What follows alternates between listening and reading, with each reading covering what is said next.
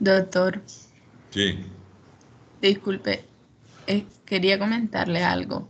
No sé si debo escribirle un correo. Lo que pasa es que no pude realizar el quiz porque acá en el corregimiento donde yo vivo, desde ayer en la mañana y en la tarde hubo un problema con la electricidad, con los postes de luz, y cuando es así se demora mucho por arreglarlo. Entonces yo pues coloqué mis datos porque yo dije que tenía el quiz hoy, pero también como acá cuando el problema es del poste de luz, la verdad es que la señal es muy mala, entonces pues no me permitió hacer el quiz. No sé si usted me permitirá hacerlo o no sé. ¿Qué me dice usted? Eso lo miramos después para el otro quiz, te vale por dos, ¿oíste? Ah, ok, profe. Sí, Pero le porque escribo un correo sí, escríbeme en correo para que quede la evidencia, ¿oíste? al institucional. Sí, ojalá mejora la institucional, Cachila, mejor. Ah, ok, ¿Oíste? profe. Gracias. Escríbeme para que quede evidencia, porque es que esto es muy delicado, esto es muy delicado. Por eso es que yo les digo a ustedes que ustedes tienen que ir buscando la forma de que cuando vayan a hacer un examen, un quiz, estén asegurados con datos, estén asegurados con todo. Ya cuando lógicamente es problema de energía eléctrica, pues es muy jodido, pero estamos en un departamento que son muy poquitos los ricos y la mayoría somos pobres, y entonces es un departamento que debería tener unos mejores servicios de todo. Pero fíjense ustedes cómo eso sucede. Bueno, entonces vamos a ver, estamos en la clase.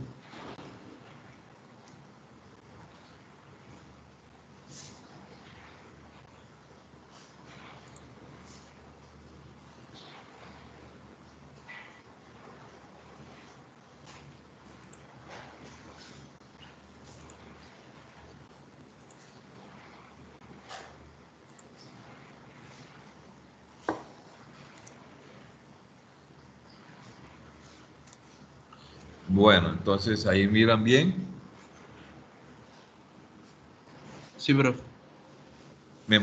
Iba a preguntar algo. Esta joven que se propuso para organizar guardia, ella no está en este grupo, ¿verdad? No, profe, ya está en el próximo. En el próximo, ¿verdad? Ah, bueno, sí, listo, pues yo necesito Sí, sí. coordinar con ella ciertas cositas, entonces ya estoy para recordarme que está en el próximo grupo. Bueno, entonces ya vamos a empezar con la parte del examen físico respiratorio. Entonces empezamos con la inspección. Entonces, nosotros tenemos que movernos alrededor del paciente, mirando la parte anterior, la parte lateral, la parte posterior, para mirar las características del tórax del paciente. Vamos a ver el estado de la piel. Siempre, acuérdense que en la inspección todavía no estamos tocando al paciente, solamente estamos haciendo la inspección como tal. Mirar el tejido subcutáneo, celular subcutáneo, todo lo que son las estructuras musculoesqueléticas, hay que mirarlas, todo lo que es la configuración, o sea, la simetría de la caja torácica, si en un lado del tórax es igual al del otro lado, si es simétrico, si hay un abovedamiento o no hay hundimiento de un tórax, de un hemitórax con respecto al otro, ¿sí? La forma, la dirección, los movimientos de las costillas, si las costillas están en una forma adecuada, como también los espacios intercostales. Por eso es que la inspección es eso, es nosotros narrar lo que nosotros estamos observando. Para eso nos vamos a valer, para ustedes describir si hay alguna alteración. Cuando usted está haciendo la inspección, usted tiene unas líneas anatómicas que nos sirven de ubicación, en el caso, por ejemplo, de la línea axilar anterior, la línea medio clavicular que hay aquí, que es la misma esta, la línea medio external, ¿sí? La línea costal, de la tercera costal, y la línea de la sexta costilla, Entonces tenemos unas áreas que se llaman el área supraclavicular, el área supraclavicular, infraclavicular, tenemos el área mamaria, y tenemos el área del hipocondrio, que también hay hipocondrio derecho, hipocondrio, en este caso el hipocondrio izquierdo. Entonces, área supraclavicular, infraclavicular, área mamaria y el área del hipocondrio, que en este caso sería el hipocondrio izquierdo.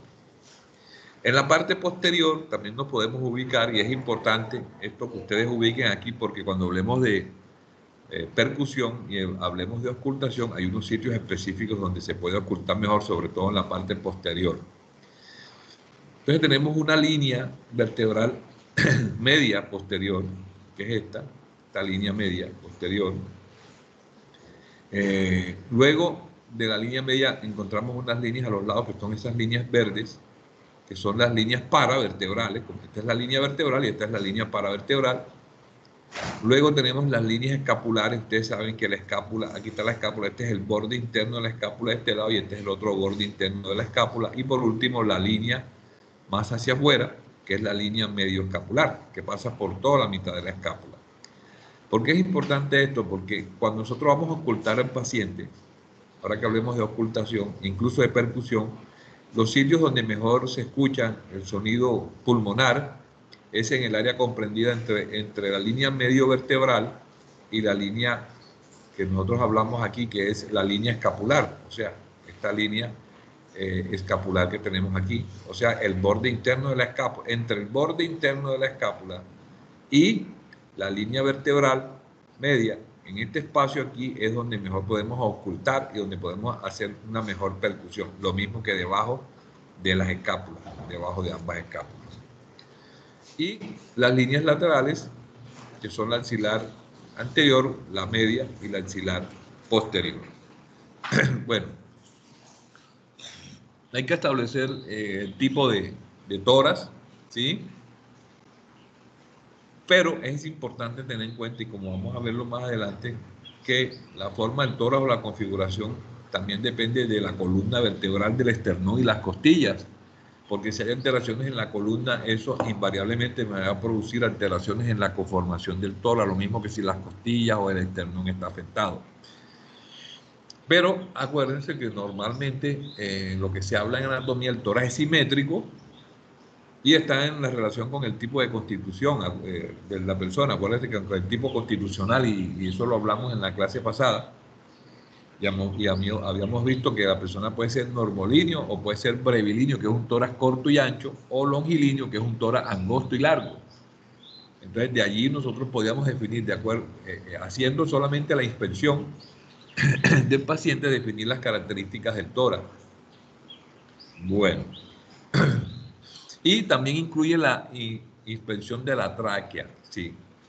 Generalmente cuando estamos inspeccionando el plano anterior hay que observar por encima del esternón, a nivel de la horquilla external, por encima de la horquilla vamos a observar la posición de la tráquea, ¿sí?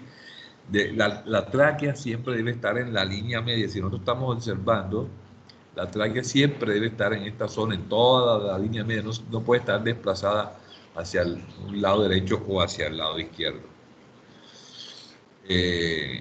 Además, nosotros podríamos encontrar, cuando estamos, además de determinar si un tórax es normolíneo, si es brevilíneo o longilíneo, también podríamos nosotros encontrar unas malformaciones a la inspección. Acuérdense que todo esto es inspección estática, solamente estamos viendo deformidades o características externas. Entonces, ¿cuáles serían las malformaciones del tórax que nosotros podemos encontrar? Entonces, aparece el pectum excavatum, ¿sí? El pectum excavatum, que se considera como la formación de la malformación de la pared torácica más frecuente. Se presenta más o menos de 1 de cada 300 recién nacidos vivos. Hay algunos que la presentan en mayor medida, otros que son muy leves el defecto. Es más frecuente en varones con una relación 5:1 que con respecto a las mujeres, y más frecuente en raza blanca. Es importante tener en cuenta que este tipo de alteraciones a veces vienen acompañadas también con alteraciones a nivel de la reja costal. En algunas ocasiones este tipo de alteraciones son tan severas que podrían producir un trastorno de la ventilación. El paciente no puede ventilar bien debido al trastorno severo. En esos casos es más urgente la realización de cirugía. También tenemos el pectum carinatum, que es el que en vez de ir hacia adentro se va hacia afuera, ¿sí? También le sigue en orden de frecuencia al anterior. Aquí lo que hay es una protrusión del esternón, ¿sí? Y lógicamente está asociada no a lo de los cartílagos costales, se van, o también la parrilla costal, que también se va hacia afuera la parrilla costal. Ese es el pectus carinatum. Y también tenemos el tórax en tonel. El tórax en tonel, normalmente el diámetro transverso del tórax, vamos aquí para mostrarles lo que es el diámetro transverso es el que va, el diámetro anteroposterior es el que va de aquí hasta acá. Y el diámetro transverso es el que va de aquí a acá, transverso. Y el anteroposterior es el que va de adelante hacia atrás. Entonces, los pacientes con enfisema pulmonar tienen un tórax que se llama tórax en tonel, o sea que el diámetro anteroposterior se vuelve mayor que el diámetro transverso. Y esto es lo que vemos aquí en el paciente con tórax en tonel. Miren ese diámetro anteroposterior tan grande, debido a que el paciente con enfisema retiene mucha cantidad de aire en sus pulmones que no puede entrar a intercambio gaseoso. Y esa acumulación de aire en los pulmones va llevando a que se produzca ese diámetro anteroposterior tan grande, y entonces se le denomine como tórax en tonel. Y también tenemos el tórax sifótico, que es que el paciente tiene una sifosis casi que cérvico-dorsal, es una sifosis bastante grande. Entonces esa sifosis llevaría a una deformidad también en la parte anterior del tórax, y por eso se llama tórax sifótico. O también los pacientes que tienen una escoliosis, o sea, una desviación de la columna. Entonces, invariablemente, en mayor o menor medida, la desviación de la columna también me va a producir un trastorno a nivel de la estructura y la conformación del tórax. Se va a producir una desviación del tórax.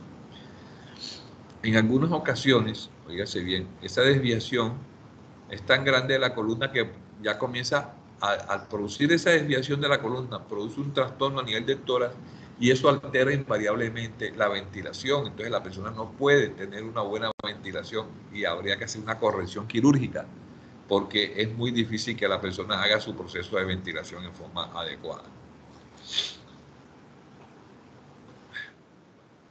También cuando nosotros estamos observando al paciente, todavía no lo hemos tocado, también es importante hacerle tomar la frecuencia respiratoria, que en muchas ocasiones en la historia clínica es un examen que no se hace. O sea, es una medida que no se toma y que es importante tener en cuenta la frecuencia respiratoria, ¿sí? Siempre hay que tenerla en cuenta. Entonces, cuando estemos haciendo la inspección, vamos a hacer inmediatamente la frecuencia respiratoria. ¿Cómo se determina la frecuencia respiratoria? Muy sencillo. Usted toma un reloj que tenga segundero y lo que hace es que cuenta las veces que el tórax asciende y desciende en 30 segundos, y inmediatamente lo multiplicamos por 2 y allí nos da la frecuencia. Cada vez que el tórax asciende, usted cuenta con el reloj, y lo ideal para ustedes que están empezando es observar las veces que el tórax asciende en un minuto. Entonces, eso es mejor hacerlo en un minuto completo, sobre todo si la respiración es lenta o irregular, o la persona no tiene mucha experiencia en la toma de esto. Recuerden que es importante que cuando nosotros vamos a tomar la frecuencia respiratoria, en lo posible que el paciente no sepa que se le está tomando la frecuencia respiratoria. Porque lo que podría suceder es que si el paciente sabe que se le está tomando la frecuencia respiratoria, puede variar su respiración. Eso psicológicamente lo puede alterar, y ya comienza a ser consciente de que está respirando, y eso altera su respiración. O sea que debe hacerse lo más desprevenido posible para que el paciente no intuya que se le está tomando la frecuencia respiratoria. Normalmente, pues la frecuencia respiratoria va a estar entre 12 y 20 por minuto, estando el paciente en reposo. Ya si el paciente está realizando una actividad física, pues lógicamente esto va a variar en forma importante. Bueno, listo. Entonces, hablando de la inspección general, habría que observar, y ya que hablamos allá en motivos de consulta de cianosis, hay que observar la coloración de las mucosas en la cara del paciente, para determinar si el paciente tiene cianosis o tiene cianosis periférica en las uñas, la coloración azulosa. Hay que observar la morfología de los dedos. Yo les preguntaba ayer a los compañeros de ustedes que aparece lo que se llama dedos en palillos de tambor. ¿Han oído esto? Dedos en palillo de tambor. Sí. ¿Y eso a qué se debe? No es a la falta de oxígeno. ¿Pero qué pasa allí?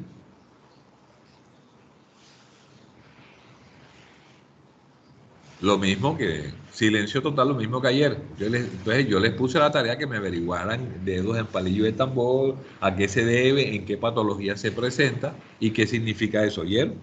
Acuérdense que todo lo que pregunto yo puede ser material de examen.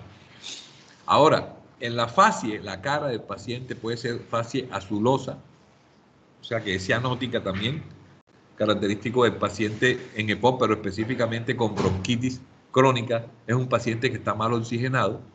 O, por el contrario, es rosada llena, es ese paciente con enfisema que tiene esa gran cantidad de aire en los pulmones, acumulado de aire en los pulmones, entonces puede ser ese tipo de coloración.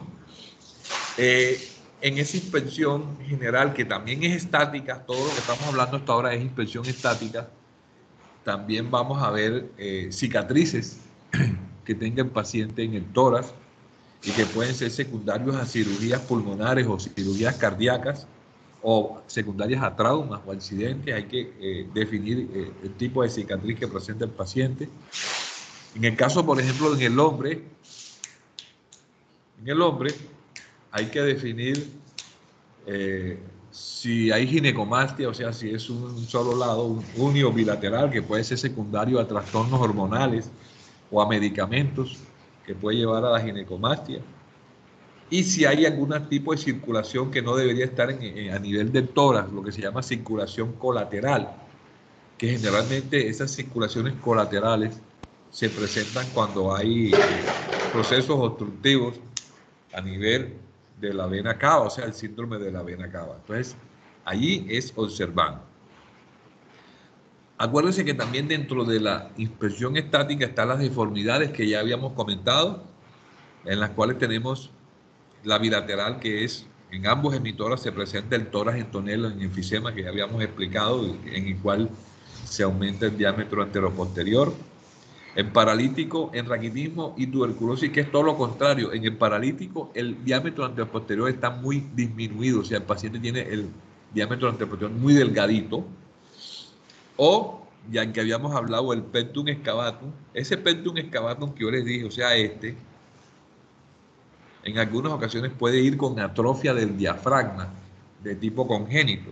Entonces, eso sí podría llevar al paciente a presentar cierto grado de dificultad para respirar, o sea, disminución de la ventilación.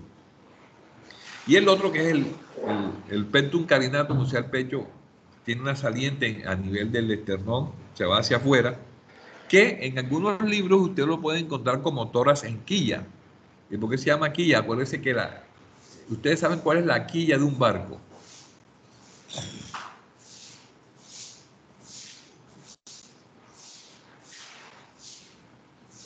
Jóvenes. Ustedes saben lo que es una quilla de un barco.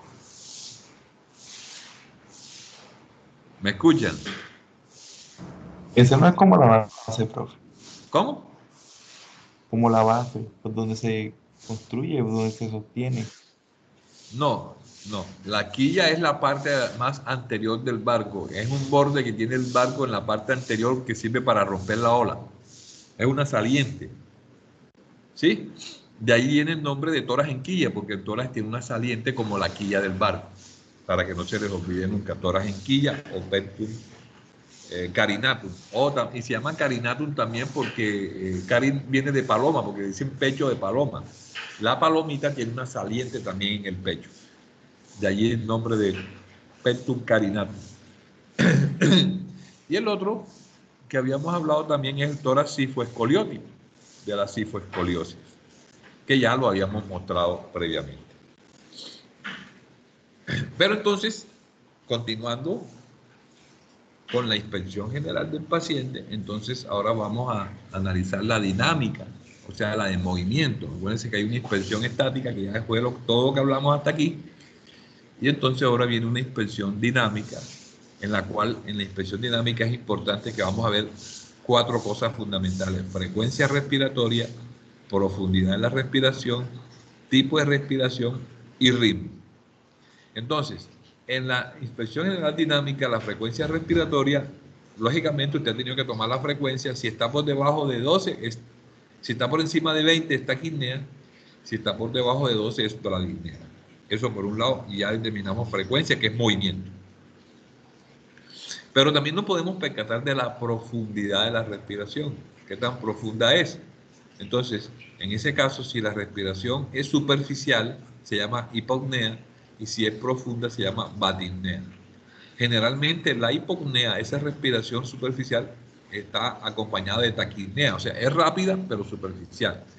Y la batipnea, que es profunda, generalmente se acompaña cuando hay cuadros de bradipnea, en la cual la respiración es lenta pero es profunda. Eso es importante determinarlo en ese paciente, si hay hipopnea o batipnea, o si hay taquipnea o bradipnea. Con respecto al tipo de respiración, se ha visto que, por ejemplo, la respiración es costal superior en la mujer. O sea, que la mujer tiene una respiración más que depende de la parte de las costillas superiores. En el hombre es costoabdominal, o sea, tanto a la reja costal como abdomen. Y en el niño, si ustedes observan un niño, es predominantemente de tipo abdominal. O sea, la respiración, el niño mueve más el abdomen para la respiración. Y con respecto al ritmo, es que normalmente nosotros tenemos un ritmo de respiración en el cual nos demoramos un poquito más en la inspiración, menos en la expiración, y tenemos un periodo de apnea en el cual no estamos ni expirando ni expirando, que es corta. Y más o menos la relación es 3, 2, 1. O sea, demora un poquito, nosotros demoramos un poquito más inspirando, demoramos menos expirando, y el que menos demora es ese periodo de apnea. Pero ¿qué sucede? Que este ritmo se puede alterar. Entonces, por eso es importante conocer el ritmo que es lo normal. Siempre mayor la inspiración, luego expiración y por último apnea, en cuanto al tiempo. Por ejemplo, el paciente con enfisema es un paciente que tiene mucho aire en los pulmones, y entonces él, ¿para qué va a meter más aire en los pulmones? Entonces su inspiración es muy cortica, ¿no? Y sería más larga la expiración para poder botar todo ese aire. Entonces, fíjense ustedes que ahí se altera. En el caso de pacientes que tengan trastornos del sistema nervioso, pueden tener periodos de apnea más prolongados, ¿sí? Por ejemplo, la respiración de Biot y todo ese tipo de respiraciones que la vamos a ver cuando hablemos de signos vitales. En esos pacientes con trastornos respiratorios o trastornos metabólicos pueden tener un periodo de apnea más prolongado. Entonces ya se cambia el ritmo respiratorio, ya no es 3, 2, 1 siempre en favor de la inspiración, porque puede aumentar el periodo de apnea del paciente. Y además de eso, en la inspección dinámica vamos a ver signos de compromiso respiratorio, ¿sí?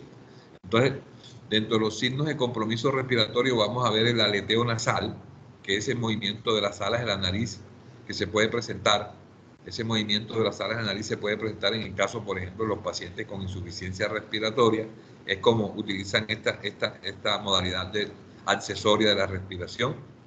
Otro signo de compromiso respiratorio y que se puede observar en forma dinámica son los tirajes.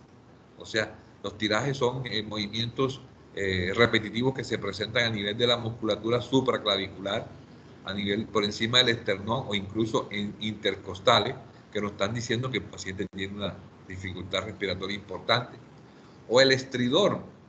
El estridor son ruidos que se presentan tanto inspiratorio como expiratorio, que se presentan cuando el paciente tiene una obstrucción de la vía aérea superior, que puede ser por un cuerpo extraño. Entonces se produce el estridor. Y lo otro que me habla de compromisos respiratorios son la utilización de los músculos accesorios. Normalmente nosotros, el esternocleidomastoideo y los intercostales no se utilizan sino como músculos accesorios a la respiración. En el caso de que el paciente tenga un compromiso respiratorio importante, una dificultad, vamos a ver utilizando sobre todo el esternocleidomastoideo. Entonces, ahí terminamos la parte de inspección. ¿Hay alguna pregunta con respecto a inspección del paciente, tanto estática como dinámica?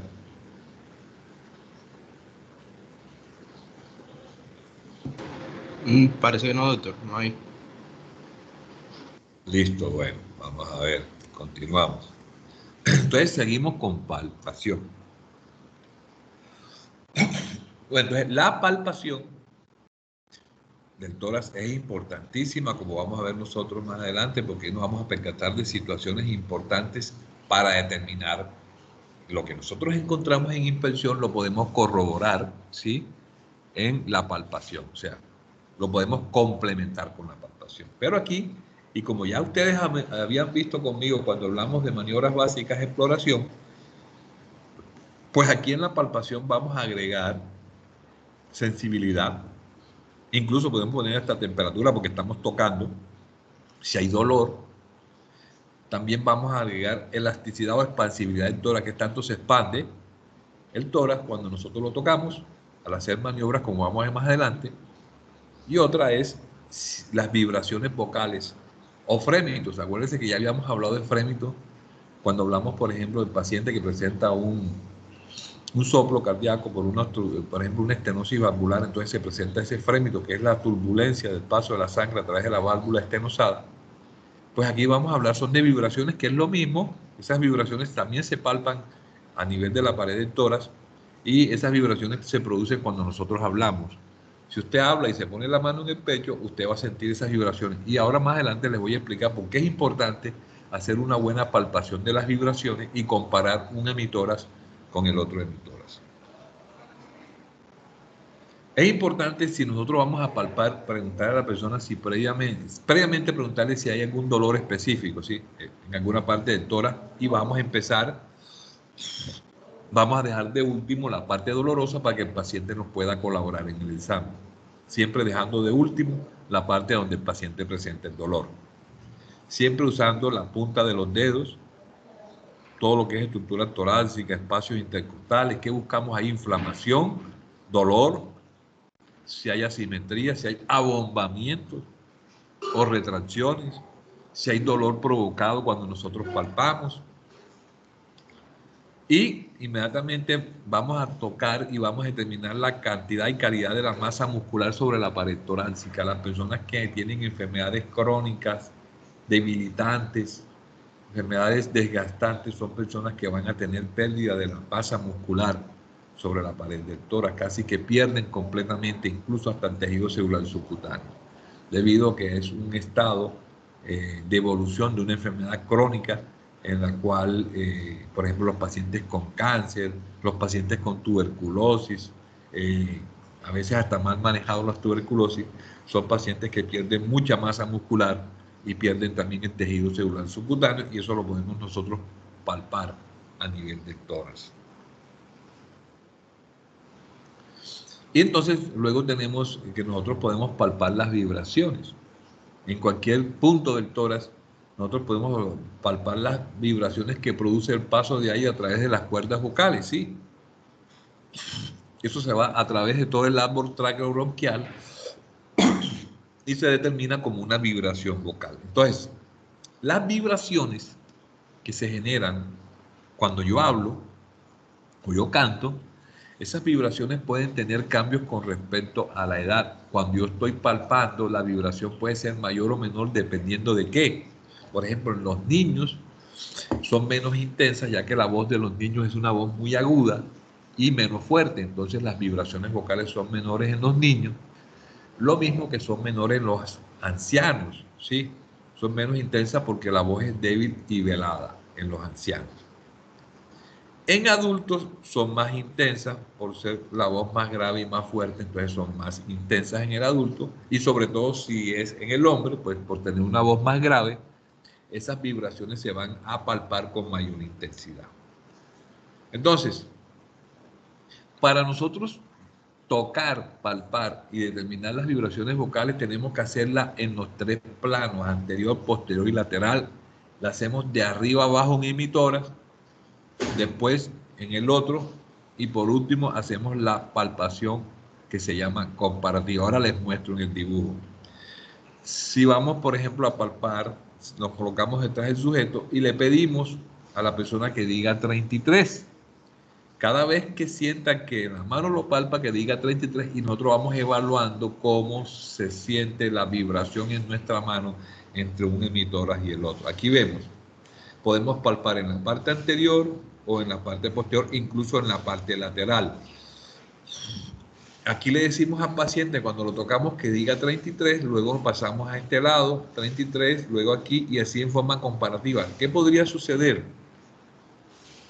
Normalmente, nosotros cuando palpamos las vibraciones vocales tenemos que palparlas de igual forma de un emitora con respecto al otro emitora. Pero ¿qué puede suceder? Que de pronto usted hace la palpación aquí de este emitora derecho y siente la vibración y luego la palpa de este lado y usted siente con mayor intensidad la vibración del otro lado con respecto a este emitora. ¿Qué podría ser esto? Podría ser que el paciente tenga una masa, por ejemplo, de un lado del otro. Si el paciente tiene una masa de un lado, se transmite mayor la vibración vocal debido a que la masa genera un obstáculo que es donde se estrella la vibración vocal y eso intensifica la vibración de la cuerda vocal. Cuando pasa el aire por la cuerda vocal y se transmite al aparato traqueobronquial, si tenemos un proceso obstructivo a nivel pulmonar, entonces, ¿qué vamos a sentir? Vamos a palpar con mayor intensidad la vibración del lado donde el paciente tenga la masa o, por ejemplo, tenga una condensación neumónica, por ejemplo, con una neumonía, entonces la vibración va a ser mayor. Por eso es importante que nosotros palpemos las vibraciones y hagamos la parte comparativa entre un lado y el otro del pulmón. ¿Entendieron lo de las vibraciones? Sí, señor. Bueno, continuamos. Entonces, otra cosa importante y que se puede hacer a la palpación es la expansibilidad del tórax. ¿Qué tanto se expande el tórax? Y para eso hacemos unas maniobras. Una primera maniobra es colocar nuestras manos, todos nuestros dedos en esta parte anterior y el dedo pulgar en el cuello, en la parte posterior del cuello, con estos dos pulgares, y le decimos al paciente que tome aire, que haga una inspiración y luego una expiración. ¿Qué sucede? Cuando el paciente hace la inspiración, que entra aire en los pulmones, los dedos se separan en forma simétrica. Este dedo se separa un poquito hacia acá y este se separa. Sin yo separarlo, solamente cuando el tórax se expande, pues como al expandirse el tórax aumenta de tamaño, entonces este dedo coge para acá y este para acá. Y de ahí nos vemos si en los vértices, porque puede ser que un paciente tenga una disminución de la expansibilidad de un hemitórax. Entonces, si presenta disminución de expansibilidad de un hemitórax, este dedo no se va a mover en forma regular como se mueve el otro dedo. Esto me está diciendo que el paciente tiene un trastorno de la expansibilidad, por ejemplo, en este caso del hemitórax izquierdo. Luego nos vamos a las bases, ¿sí? Y en las bases hacemos lo mismo. Miren cómo se colocan las manos a un lado y al otro y los dedos pulgares hacia la línea medio vertebral, que no estén unidos pegados completamente. Entonces, cuando le decimos al paciente que tome aire, que haga una inspiración profunda, inmediatamente los dedos, el tórax se expande, entonces los dedos se separan un poquito aquí y este dedo se separa hacia acá y debe ser regular. O sea, eso quiere decir que hay una buena expansibilidad. Ahora, si el paciente tiene un trastorno global de la expansibilidad, ambos emitoras, los dedos se separan muy poco porque el pulmón, el tórax no alcanza a llenarse completamente. ¿Sí me entendieron esa parte de expansibilidad? ¿Podría repetirlo otra vez? Porque no entendí muy bien. Sí, ustedes colocan los dedos aquí y le dicen al paciente que inspire. Cuando el paciente inspira, se llena el tórax de aire, los pulmones, y entonces, lógicamente, al llenarse, aumenta el tórax y estos dedos se separan un poquito. Háganlo en la casa con un familiar para que vean qué es. Inmediatamente se observa cómo los dedos se separan porque el tórax asciende. Lo mismo sucede acá. Usted coloca las manos y le dice al paciente que tome aire, que inspire, e inmediatamente se ensancha el tórax y al ensancharse este dedo se va para acá y este dedo se va para acá. Me está diciendo que hay una buena expansibilidad del tórax. Esto me está diciendo eso. Entonces, en la palpación, acuérdense generar, recorrer con la mano la sensibilidad, si hay trastornos, por ejemplo, de sensibilidad, si hay dolor, Y podemos encontrar algo que se llama crepitación del tejido celular subcutáneo. Eso se presenta en neumotoras, en el cual en neumotoras, atención, puede salir aire hacia el tejido celular subcutáneo. Eso también puede suceder cuando una persona recibe una herida por arma blanca, que sale aire y vamos a encontrar crepitación en el tejido celular subcutáneo. ¿Qué es la crepitación? Bueno, la crepitación es esa sensación que usted tiene cuando agarra el tejido celular subcutáneo como si estuviera agarrando una esponja. O, como les explicaba a sus compañeros, la crepitación es la que sucede, por ejemplo, ustedes conocen las bolsas plásticas, esas donde vienen algunos electrodomésticos que tienen una serie de bolitas. Y usted coge y si espicha esas bolitas, siente que crepitan, siente que se van estripando las bolitas. ¿Sí han tocado esos plásticos que tienen ese poco de bolitas? Sí, señor, sí. Bueno, entonces si usted coge y espicha una bolsa de esa, siente que crepita, que tiene como ocurre una serie de rompimientos dentro. Eso es lo que se llama crepitación. Y eso puede ocurrir también en el tejido celular subcutáneo cuando pasa el aire de los pulmones a esa zona. Acuérdense que la expansión del tórax, para la expansibilidad se puede hacer tanto adelante como atrás. Yo les mostré atrás, pero también se puede hacer adelante, a la altura del abdomen. Ahí se puede hacer. Se le dice al paciente que respire profundo y hay que verificar simetría. Acuérdense que se hace en los vértices y se hace en las bases pulmonares. Las vibraciones vocales, acuérdense que es un ruido palpable. Hay que comparar ambos emitoras. Se le dice al paciente que diga 33 o ferrocarril. Y en ese caso, nosotros estamos palpando y vamos mirando si la vibración nosotros la palpamos de igual intensidad en un emitora con respecto al otro emitoras. Entonces, eso era palpación. Preguntas con respecto a palpación.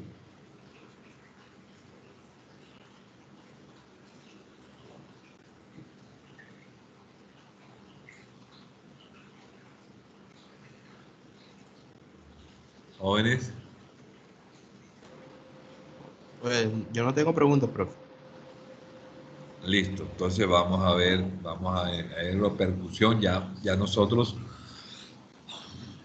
habíamos hablado algo de percusión en la clase, incluso hablamos de percusión cuando hablamos de maniobras básicas de exploración, hablamos de percusión cuando hablamos de percusión de tórax para evaluar específicamente el área precordial.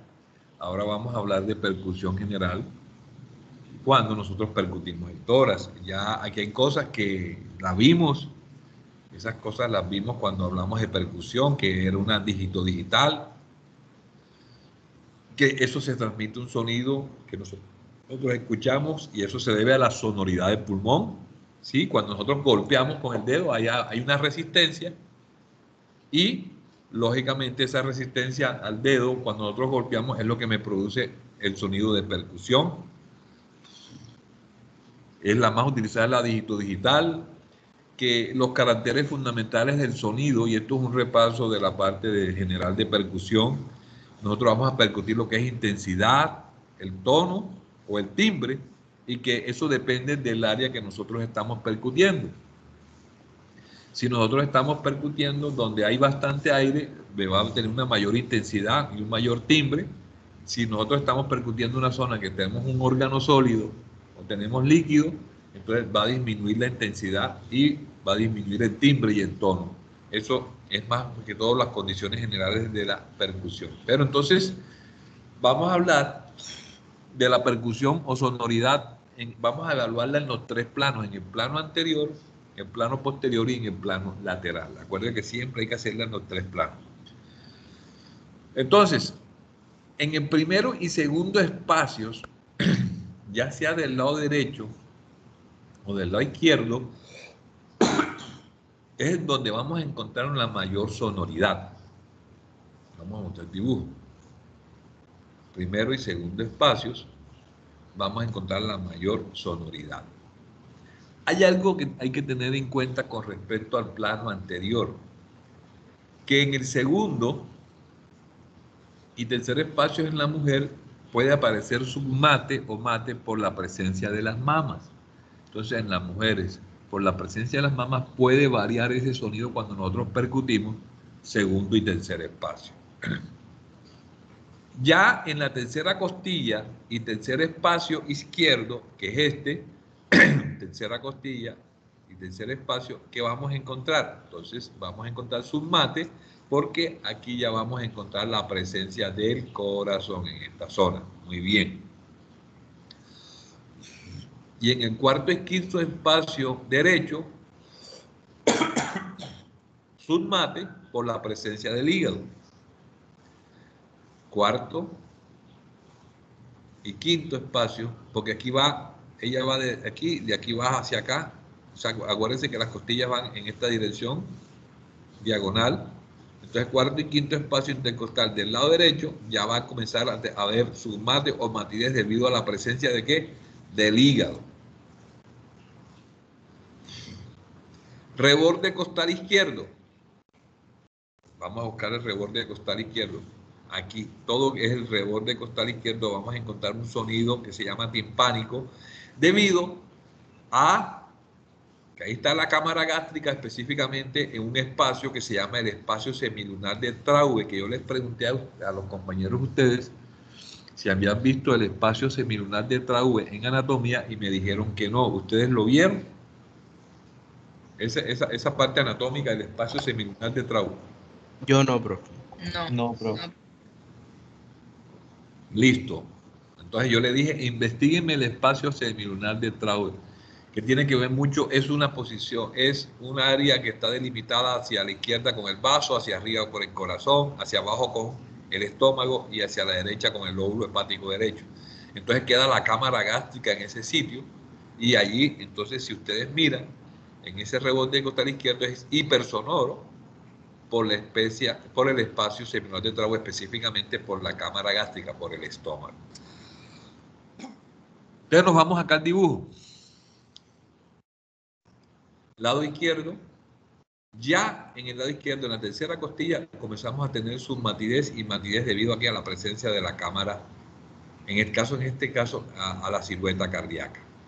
Y el reborde costal, todo el reborde, es timpanismo por el espacio semilunar. Del lado derecho, percutimos desde la sonoridad desde la región infraclavicular, o sea, todo esto debajo de la clavícula hasta la quinta costilla, ¿sí? Debajo de la quinta costilla comienza la submatidez hepática y de la sexta costilla hacia abajo tenemos la matidez del hígado, debido a que está la presencia del hígado, y ahí el sonido no va a ser muy transmitido debido a que el hígado es un órgano sólido.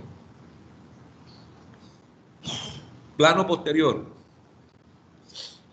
Entonces, siempre la sonoridad cuando nosotros percutimos en plano posterior va a ser menor, ¿sí? Menor intensidad que en plano anterior. Entonces, acuérdense y vámonos al dibujo en el cual yo les mostré en plano posterior para que enseguida explicarles esta parte. Fuimos bien lejos acá atrás, pero no importa. Entonces, el plano posterior, si nosotros percutimos, óigase bien, la zona entre el borde interno de la escápula y la línea, que es la línea vertebral media, ¿sí? Línea vertebral media posterior, ese espacio aquí nosotros vamos a encontrar una buena sonoridad porque alcanzamos a llegar específicamente al pulmón. La vibración llega al pulmón cuando nosotros percutimos. O sea que es una zona buena de nosotros encontrar tanto auscultación como percusión. Lo mismo que por debajo de las escápulas, es una buena zona también de percusión. Ya dicho lo anterior, entonces vamos a ver qué podemos determinar en la zona posterior. Dice, de modo general, bueno, ya vemos, la región escapular, la menor sonoridad. Claro, en el sitio donde está la escápula, y nosotros la vemos aquí, en esta zona de la escápula, donde está la escápula, hay menor sonoridad porque estamos percutiendo sobre el hueso. Entonces, como tenemos el hueso allí, no se va a escuchar muy bien. La región interescápulo vertebral, acuérdense que yo les dije que es el del borde interno de la escápula y la región del cuerpos vertebrales, por eso se llama interescápulo vertebral, es donde hay una sonoridad mayor, y la región infraescapular, que es la sonoridad máxima. O sea que si donde queremos nosotros encontrar para percutir la mayor sonoridad es en la región interescápulo vertebral y en la región infraescapular. Si vamos al octavo espacio intercostal derecho, ya ustedes saben que es un mate o mate por la presencia del hígado. Del sexto hacia abajo, todo eso va a ser mate debido a la presencia del hígado. Pero le estoy diciendo es si estamos percutiendo en la parte posterior. Si estamos percutiendo en la parte posterior, este sería el lado derecho, ya del sexto espacio hacia abajo. Acuérdense que la región infraescapular es un sonido timpánico o hipersonoro. Pero ya del sexto al séptimo y octavo espacio hacia abajo, si percutimos aquí, ya no vamos a encontrar sonoridad, sino que vamos a encontrar mate, porque acuérdense que en esta zona, pero en la parte anterior, se encuentra que el lóbulo hepático del lado derecho. ¿Me entendieron eso? Sí, pero Sí, profe. Listo. Esa sería la sonoridad posterior. Y miren ustedes aquí cómo percutimos en la parte anterior y cómo percutimos en la parte posterior. Siempre nos vamos a la zona central por dentro de la escápula. Acuérdense que la zona donde nosotros vamos a percutir y vamos a encontrar un mejor sonido, una hipersonoridad o sonoridad, es por debajo, el borde interno, el área que se encuentra entre el borde interno de la escápula y la línea vertebral posterior. Allí en esta zona es donde mejor no vamos a encontrar una buena sonoridad aquí, porque aquí en el área escapular está el hueso, y otra zona donde vamos a encontrar una buena sonoridad es por debajo de la escápula, en el borde inferior. Por debajo del borde inferior de la escápula vamos a hacer una buena percusión. Esta sería la secuencia de percusión. Empezamos a percutir de arriba hacia abajo, del lado izquierdo, 3, 4, 5 y 6, y del lado derecho igual, vamos de un lado a otro, 4, 5 y 6.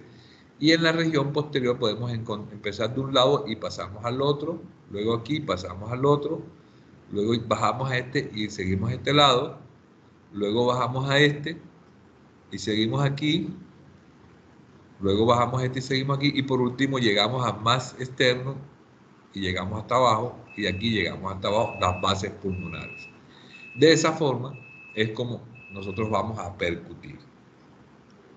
Ahora, también vamos a ver la sonoridad, pero en el plano lateral. Recuérdense que tenemos que trabajar los tres planos.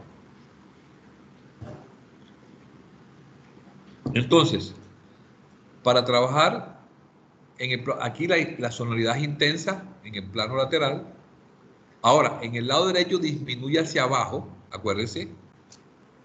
Si nosotros vamos a trabajar el plano lateral, en la medida que vamos llegando al sexto espacio intercostal, llegamos al séptimo, ya disminuye. ¿Por qué? Por la presencia del hígado. Entonces ahí disminuye la sonoridad del lado derecho. Y en el lado izquierdo se hace timpánica, acuérdense, por la presencia del estómago y el ángulo esplénico de colon. Si nosotros palpamos, supongamos, el lado izquierdo, si nosotros percutimos el lado izquierdo, no en la parte anterior, sino en la parte lateral, en la medida en que nosotros nos vamos acercando a la parte de la cámara gástrica, comienza a ser timpánico. Eso es lo que yo les digo aquí. Por la presencia del estómago y el ángulo esplénico del colon. Acuérdense, ahí, que eso lo vamos a ver la otra semana, cuando hablemos de abdomen. Es importante recordarles entonces, ya ustedes esto vieron en anatomía, que el colon, tenemos un colon ascendente, un colon transverso y un colon descendente. Y que el colon hace un ángulo hepático cuando él da la curvatura aquí y pasa de ascendente a transverso. Eso se llama ángulo hepático del colon. Y acá también hace otro ángulo, que es el ángulo esplénico del colon, o sea que va hacia abajo. Entonces, cuando nosotros percutimos lateralmente, no anterior, sino lateralmente, del sexto hacia abajo, vamos a encontrar timpanismo por la cámara gástrica, pero también vamos a encontrar timpanismo por el ángulo esplénico del colon, que es lo que yo les estaba comentando ahí. Y tenemos lateral. Entonces, vamos a ver los sonidos percutorios empezando por el timpanismo. Acuérdense que siempre, para que no se les olvide nunca, el timpanismo siempre es sobre áreas con abundante gas, en el caso de estómago e intestino. Acuérdense que en tórax, cuando nosotros percutimos la parte anterior, está el espacio de Traube, que en este caso es timpánico porque está la cámara gástrica allí, es alto el sonido, es de larga duración, y también vamos a tener timpanismo cuando el paciente tiene un neumotórax, hay gran acumulación de aire ahí en el pulmón. Sonoridad, siempre que se habla de sonoridad es cuando el pulmón está aireado, si es un sonido y fuerte intensidad y prolongado, de baja duración, pero fuerte intensidad. Y entonces aparece un término, primero vamos a hablar del mate y después les explico el submate, porque he hablado varias veces de submate. Ustedes ya deben recordar que siempre que vamos a encontrar un sonido percutorio mate es cuando nosotros percutimos sobre órganos compactos, por ejemplo sobre el hígado, el corazón o el vaso, listo. O que el pulmón esté privado de aire, si no hay aire va a ser mate. Y que el sonido mate es seco, es apagado, ¿sí? De corta duración, de baja intensidad generalmente, duración breve. Ese es el mate, un sonido muy seco, muy apagado. Y aparece un término submate, que es una variación de la matidez. O sea, ¿qué quiere decir eso? Que el mate, el submate tiene un poquito más de sonoridad que el mate como tal. Por eso se llama submate. Entonces aparece, ¿en qué caso nosotros podemos, cuál es el ejemplo específico de un sonido submate? En que aparece lo que se llama submatidez hepática. Acuérdese que el timpanismo o la sonoridad del pulmón llega más o menos hasta el quinto espacio intercostal derecho, porque allí, hasta ahí no hay lóbulo hepático, pero de ahí para abajo aparece una zona intermedia entre el quinto y el sexto espacio, que se llama zona intermedia, que está entre sonoridad pulmonar hacia arriba y matidez del hígado. Entonces, donde explique mejor. Aquí. Entonces, acuérdense que todo esto hasta el quinto espacio es sonoridad. Y que de aquí para abajo es submate, un espacio submate. ¿Y por qué aparece submate? Porque aquí se confluyen dos ruidos. ¿Qué se confluye aquí? El timpanismo o la sonoridad que viene del pulmón normalmente con el mate que se presenta por el lóbulo hepático derecho. Entonces, cuando confluyen estos dos ruidos, aparece un sonido submate que es un poquito más intenso que el mate, no es tan seco como el mate. Eso era lo que yo quería explicarles con respecto a la submatidez, ¿entendieron? Sí, bro. Listo. Acuérdense, primero se percute un hemitórax, después se percute el otro, y usted hace la comparación entre un hemitórax y otro. Ya para el caso del plano anterior, nosotros podemos complementar la percusión con otras técnicas de evaluación del área cardíaca, o ya cuando evaluamos abdomen, que evaluamos hígado y vaso. En el caso particular en que usted no encuentre, no se detecten anormalidades del sonido pulmonar, usted debe anotar el resultado de la percusión como sonoridad pulmonar normal. Lógicamente, cuando yo leo la historia clínica y encuentro que usted escribe sonoridad pulmonar normal, ya yo sé que se está refiriendo a la percusión del pulmón. Entonces, la percusión, acuérdense, siempre se debe percutir adelante, atrás y en las zonas de la axila hacia abajo, hacia la zona lateral. Adelante, y esto es un repaso de lo que hablamos, en mi tórax derecho, acuérdense que hay sonoridad pulmonar hasta el quinto espacio intercostal derecho. Desaparición de la matidez. Ahora, de ahí para abajo es matidez hepática, del sexto hacia abajo es matidez, pero puede desaparecer la matidez hepática. ¿En qué caso desaparece? Cuando el paciente tiene un abdomen agudo o el paciente tiene una distensión abdominal severa, en el caso, por ejemplo, de un neumoperitoneo en el cual el paciente está completamente distendido. Como está distendido, hay muchos gases en el abdomen, entonces puede que desaparezca por debajo del sexto espacio, desaparezca normalmente la matidez dada por el lóbulo hepático, debido a que hay bastante aire en ese sitio. Recuerden, en el mitórax izquierdo se escucha una buena sonoridad hasta el segundo espacio intercostal izquierdo. Acuérdense que si en una mujer puede haber submate en el segundo espacio intercostal izquierdo, y este submate puede ser debido a las mamas, que incluso puede haber en el tercer espacio. Y ya, por debajo del tercer espacio, hay matidez cuando percutimos por el corazón, y eso hasta el quinto espacio intercostal izquierdo. A nivel posterior, ya ustedes saben que vamos a encontrar la mayor zona de percusión, donde vamos a encontrar una sonoridad mayor, es en el área comprendida entre el borde interno de la escápula y la línea vertebral posterior, ¿sí?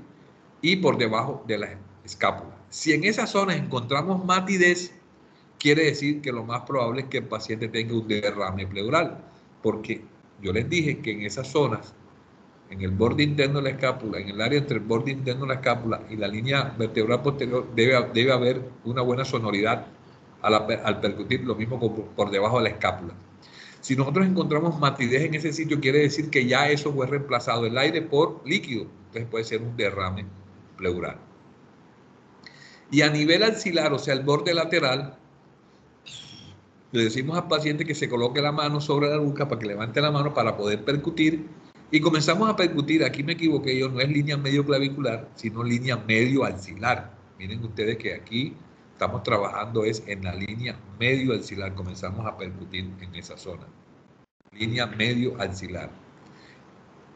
Vamos a encontrar sonoridad hasta el sexto espacio intercostal derecho, o incluso hasta el quinto. Algunos hablan sexto, otros hablan quinto, porque esto es una zona, algunos hablan que ya el sexto es zona de submatidez, no de sonoridad, y luego si debajo del sexto vamos a encontrar matidez hepática. Y del lado izquierdo, entonces si nos vamos al lado izquierdo, vamos a encontrar hasta el noveno espacio intercostal izquierdo la matidez esplénica, o sea que si lo hacemos es del lado izquierdo, no del lado derecho, sino del otro lado, vamos a encontrar que hasta el noveno espacio intercostal izquierdo vamos a encontrar matidez porque ahí está el vaso en ese sitio. De allí para abajo ya comienza a aparecer nuevamente la sonoridad. ¿Dudas con respecto a la percusión? Profe, y en caso de que, por ejemplo, el paciente tiene un emitor derecho normal, pero el izquierdo no, ¿cómo lo notaríamos? Lo notaríamos que tiene en el izquierdo, pero el derecho está normal. ¿Pero normal en qué sentido? ¿Una percusión? Sí, en la percusión. Entonces usted dice que a nivel del emitórax izquierdo se encuentra, por ejemplo, zona de matidez, se encuentra matidez en el 11º espacio. ¿Qué quiere decir eso? Si yo le estoy diciendo que usted va a encontrar matidez esplénica, ¿hasta qué espacio? Hasta el noveno, ¿verdad? Intercostal izquierdo. Puede ser, si usted encuentra en el 10º o en el 11º, quiere decir que hay una esplenomegalia, que el vaso está crecido. Porque normalmente la matidez del lado izquierdo llega hasta el noveno.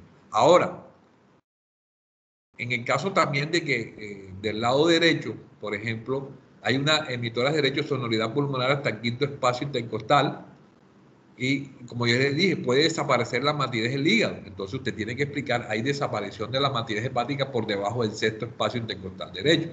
Entonces usted tiene que definir lo que encontró. Si usted encuentra, por ejemplo, emitoras izquierdo, usted dice que desaparece se presenta matidez en el segundo espacio, donde normalmente en el segundo espacio que debe haber sonoridad, quiere decir que hay una masa allí o el paciente tiene una neumonía. O si es del lado derecho, ustedes saben que hay sonoridad pulmonar hasta el quinto espacio intercostal derecho. Si usted encuentra en el tercero, en el cuarto espacio intercostal derecho, en vez de encontrar sonoridad, encuentra submatidez o matidez, quiere decir que ahí hay una masa allá. Y entonces eso hay que escribirlo en la historia clínica. ¿Está claro? Sí, señor, gracias. Para eso damos los lineamientos estos de normalidad. Luego aparece la auscultación. Entonces la auscultación es importante y nunca está de más comentarles a ustedes que la auscultación se debe hacer en un lugar tranquilo, que no haya ruido, que no haya cambios bruscos de ruidos. o cambios bruscos de temperatura. Otra cosa importante para no alargarles este poco de letras que hay aquí es que el paciente debe estar, se puede ocultar sentado, de pie o acostado, si el paciente no puede ponerse sentado, pero la mejor posición es sentado.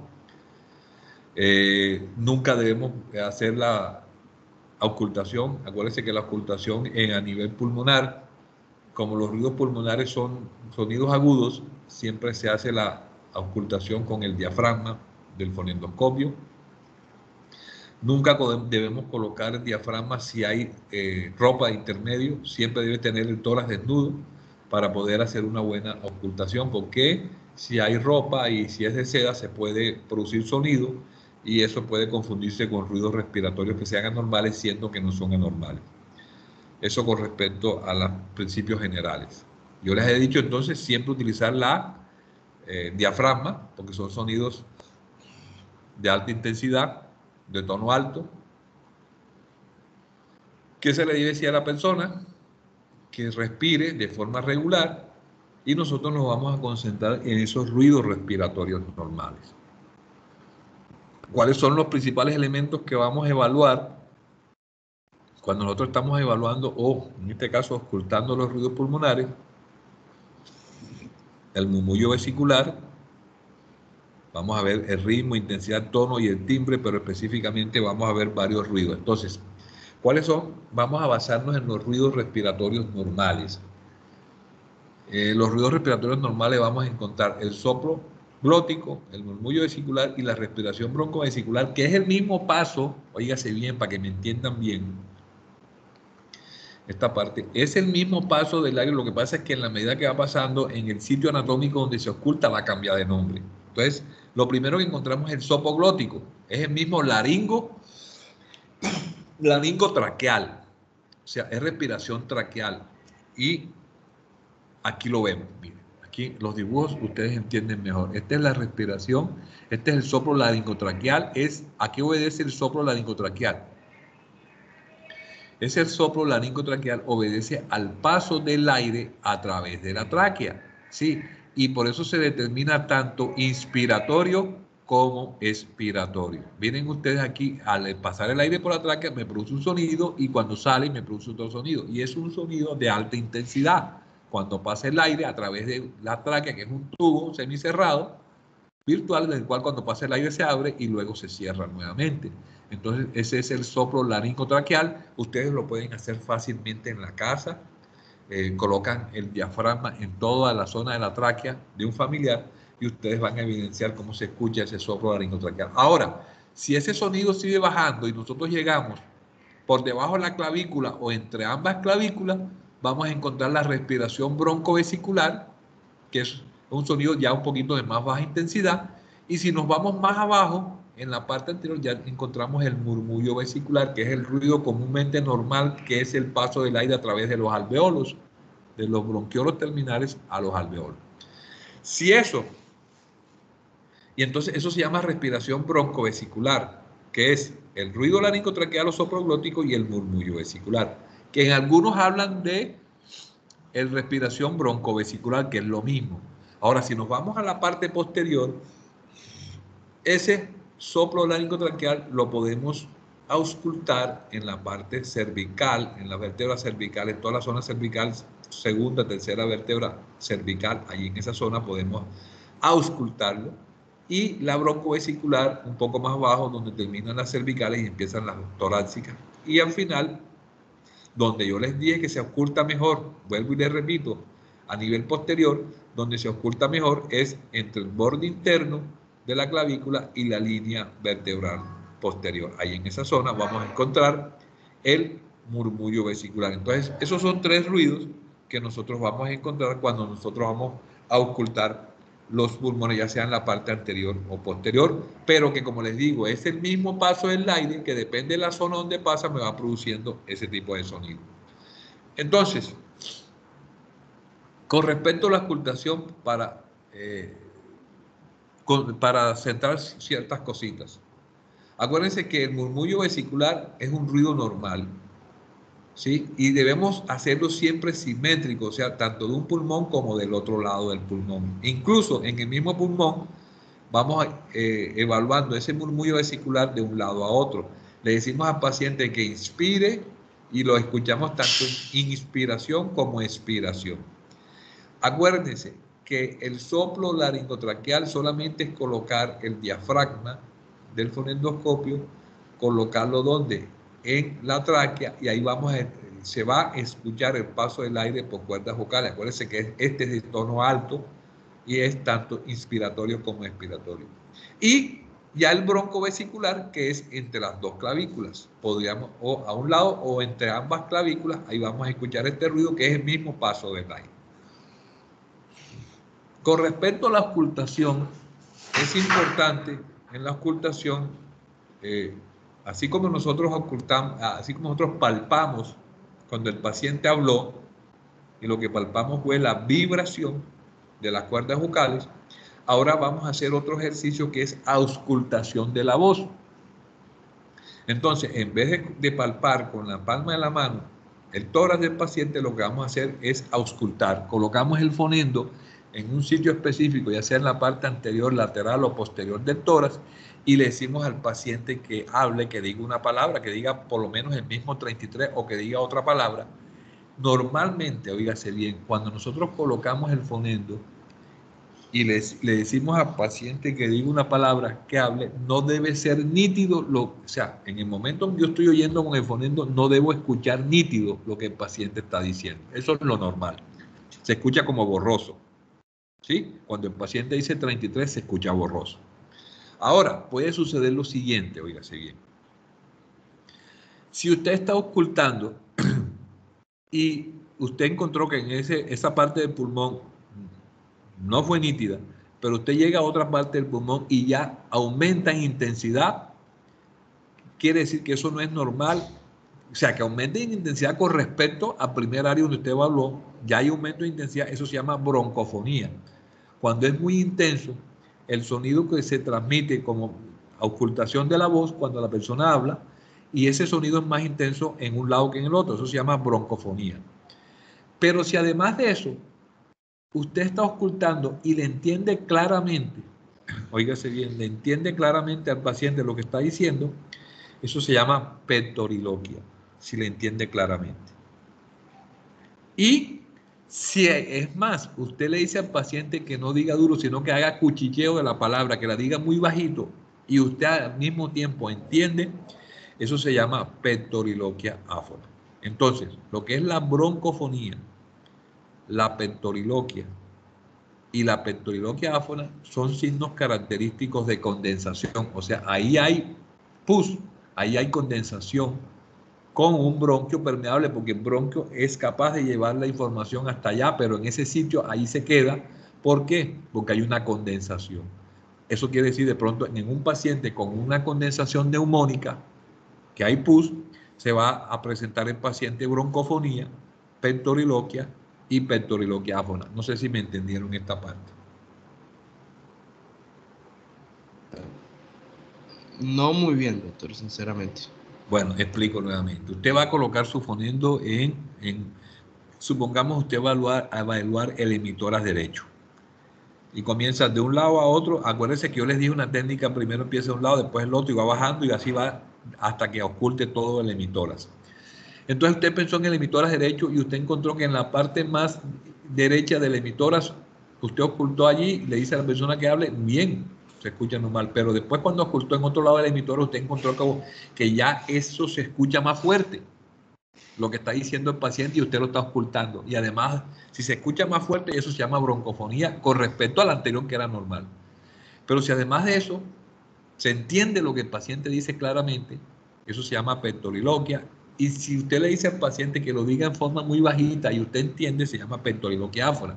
Quiere decir que ahí hay algo que está obstruyendo y que me está magnificando el sonido que viene de la vibración de la voz, y eso puede ser una masa, que en este caso puede ser una condensación neumónica. Entonces, si usted, cuando está ocultando, siente esas diferencias, quiere decir que lo más probable es que el paciente tenga una condensación neumónica. ¿Sí está claro? Señor, ahora sí. Porque Cuando hay algo que se atraviesa ahí, me intensifica el sonido. Se choca. Acuérdense que son vibraciones, son ecos, y ese eco choca contra esa masa, en ese caso que hay material purulento, y entonces se intensifica el sonido. Y otra cosa importante también de la auscultación es la auscultación de la tos. O sea, usted igual tiene el fonendo colocado en ese sitio y usted le dice al paciente que tosa y va cambiando de varios sitios y usted ahí determina si la tos es seca o si en el momento en que el paciente tose hay movilización de secreciones, o sea, una tos húmeda, que el paciente tose e inmediatamente se siente que se moviliza. Es como, por ejemplo, en el semestre pasado que se les enviaron los audios de, ¿se acuerdan que se les envió los audios de los sonidos pulmonares y cardíacos? Y en los sonidos pulmonares habían como crépitos, que yo les explicaba que el crépito es cuando uno sopla un pitillo en un vaso de agua, entonces escucha esto. Entonces cuando el paciente tose se pueden movilizar secreciones y se pueden escuchar como ciertos crépitos que donde me está generando una movilización de secreciones. Y eso se llama auscultación de la tos. Entonces, preguntas.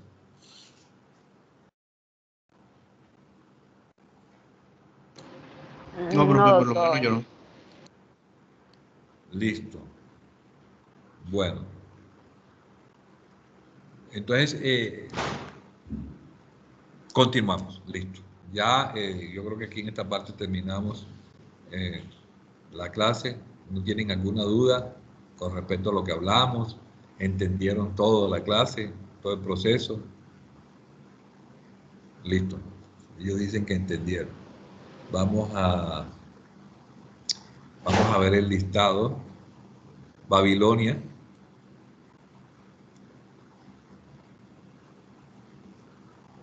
Babilonia está por ahí. Sí, aquí estoy presente, doctor. De Río. Presente, doctor. Blandón. Presente, doctor. Brango. Presente. Canchila. Presente. Cano. Presente, doctor. Díaz. Ani. Presente. Echenique. Presente. Esquivel. Presente, doctor. Ahora que veo Esquivel aquí, pónganse de acuerdo, Esquivel, pónganse de acuerdo con la compañera de esta guardia para que integren los listados que van a hacer, ¿oyeron? Sí, profe, ya yo le escribí, ya me organizó ella en un grupo. Bueno, Esquivel, también Wendy, María José, Rincón y Álvarez, para que hablen con ella y para ver cuántos van a quedar por grupo, a ver qué podemos hacer. Yo le digo a ella también ahora que ella pasa en el otro grupo. Galván. Presente, doctor. Hoyos. Presente, doctor. Hoyos Bruno. Presente. Hoyos Pérez. Presente. Morales García, María Camila. Morales, María Camila. ¿Qué pasó con Morales? A las 3, nada, no apareció. Oquendo. Oquendo. Oquendo se fue también. Eric. Oquendo, Eric. Paternina. Presente. Ramos Escobar. María José. Ramos. Profesor, me acaba de escribir que se le fue la conexión, que se le cayó el internet. Rincón. Presente. Romero. Prada. Presente, profe. Santana. Presente. Bien. Bueno, listo. Entonces, si no es más, terminamos la clase aquí. Profesor, una Y preguntita antes de irnos, profesor. tranquila, la que quieras, no hay problema. O sea, bueno, no es sobre la clase, es sobre los grupos de práctica. Ajá. Bueno, lo que pasa es que el primer grupo de 6:30 a 7:45 quedó de 18 estudiantes y yo quería saber si usted aceptaba eso. Sí, sí, no hay problema. Yo miro, yo lo que voy a hacer es que voy a solicitar el auditorio allá de simulación a ver si me lo facilitan. Si es miércoles no hay problema. El problema es que son los martes, sí, porque los martes está la doctora Clara y estoy yo, entonces es más difícil. Entonces yo voy a solicitar, como el semestre pasado, yo lo hice ahí en simulación, en el auditorio, allí sí se pueden entrar los estudiantes. ¿Ya? Ok, profesor, muchas gracias. Bueno, eso lo coordino ahora con Guardia también para esa parte, pero lo ideal es que queden los grupos parejos, que no se vaya a desparejar, que un grupo quede como 20 y pico y el otro quede con 14. Eso no, o sea, vamos a colaborarnos entre todos para que se pueda hacer una buena práctica, ¿oyeron? El problema también es por la cuestión de la clase de parásito que a muchos se les cruza. Por ejemplo, el último grupo creo que sí quedó, creo que de 12 estudiantes. Aunque vi que en la primera lista hay muchos estudiantes que no son del primer grupo y se pasaron. Si no son del primer grupo, ¿qué hacen ahí? ¿Ah? Bueno, eso usted lo arregla con guardia ahora. Sí, o sea, la idea es que se conserven más o menos el grupo que son, pero imagínense, si esto va a ser un problema, ustedes solucionen entre ustedes, porque es que yo tengo tantas cosas en la cabeza que hacer y mis actividades, y entonces tengo que también solucionar esto. En lo posible, ustedes definan eso. Yo voy a hablar con Guardia ahora y entonces yo voy a estar en comunicación con ella porque eso tenemos que definirlo lo más rápidamente posible. Ya mañana tiene que estar definido eso porque yo tengo que mandar nuevamente la propuesta de los estudiantes, no esta que mandé ya. Entonces, eso puede variar muchas cosas allá en el laboratorio. Entonces, por eso es que les pido que me colaboren, ¿oyeron? Profe, y una pregunta, ¿el máximo de cuántos estudiantes cada grupo? Yo diría que máximo 18. Ah, bueno, profe. Bueno, quedamos así. Listo. Bueno, profe. Chao. Chao, profe, que pase. Bueno, hablamos.